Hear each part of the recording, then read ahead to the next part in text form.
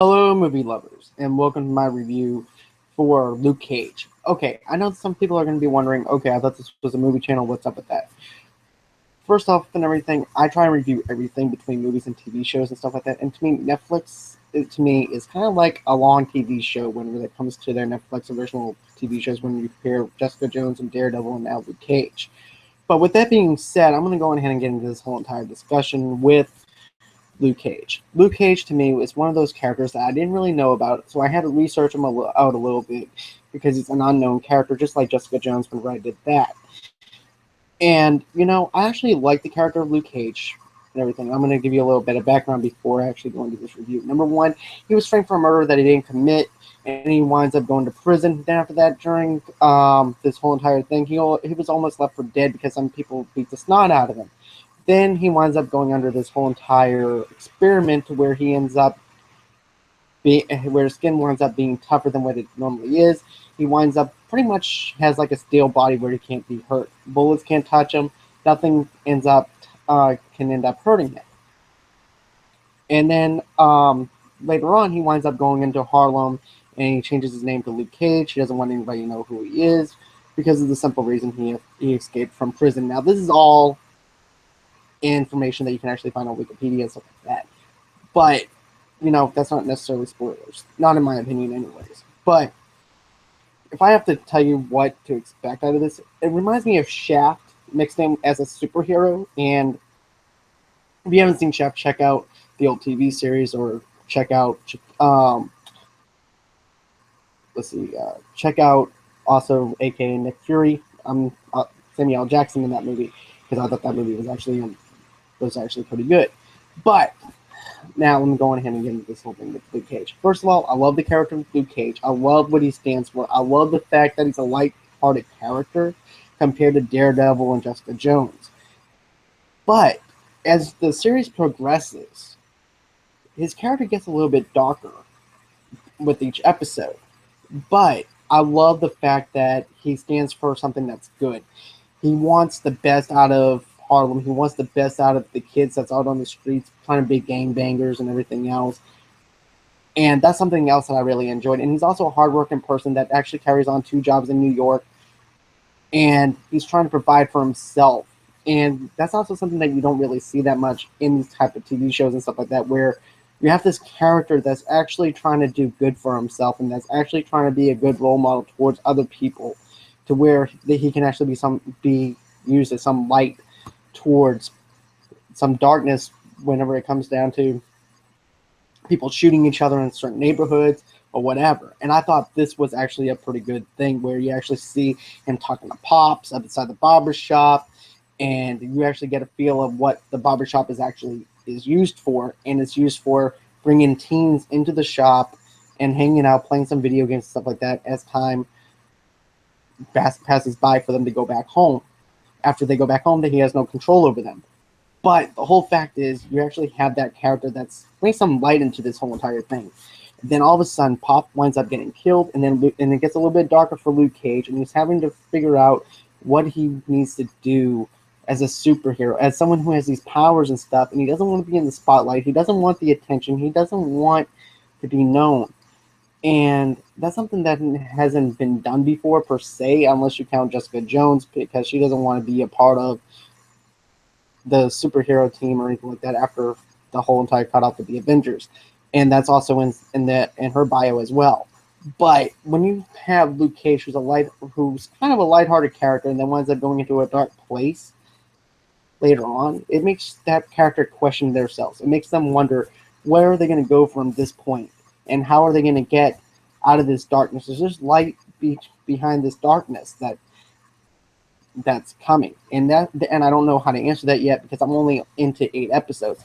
But what I love about this season is the fact Theo Rossi from Sons of Anarchy is in this TV show, and I actually have to say he does a fantastic job, just like he did in Sons of Anarchy.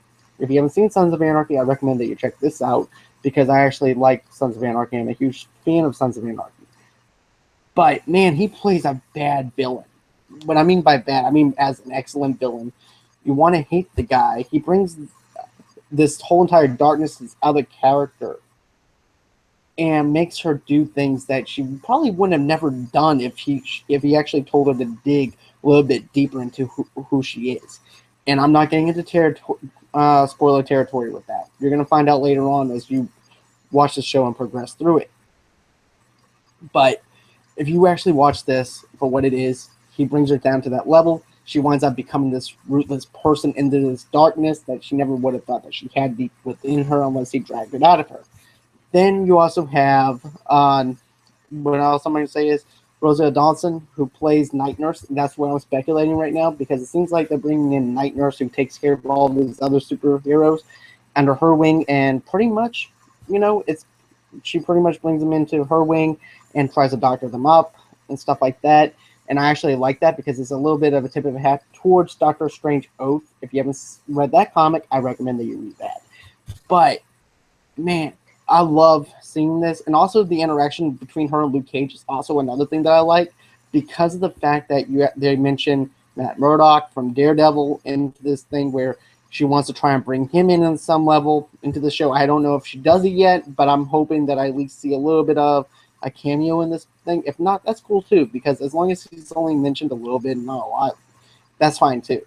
Then I also have to talk about Cottonmouth, which is also the lead gangster in this whole entire thing. He's ruthless, he's powerful, he's a person that you don't want to come across, and Luke Cage is wanting to get rid of him and off the streets. And, I actually feel the impact that Luke Cage has and the whole entire tension that they have between each other, especially whenever in Pops' funeral and everything, whenever he tries to embarrass him a little bit, you can actually feel that tension build up. And then after that, it pretty much goes on full throttle from there because you have these two people that wants to battle each other, and Luke Cage is trying to figure out another angle to either put him in prison or kill him himself. And basically, he's a good guy. He doesn't want to hurt anybody. He's trying to do this the right way.